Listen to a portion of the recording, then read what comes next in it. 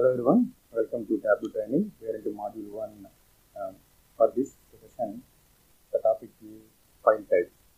So there are few file types for the Tableau support, and here, when saving the workbook, Tableau workbook, the extension as t.wb. Whenever you find this t.wb, it's a Tableau workbook.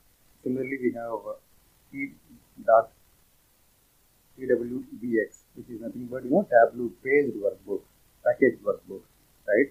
And then we have .tds, which is nothing but a Tableau data source, .tdsx, Tableau packaged data source, and then we have TDE, which is nothing but a Tableau data extract, and then .tbm, which is nothing but Tableau bookmark, and then we have last one finally, the .tps, which is nothing but Tableau preferences.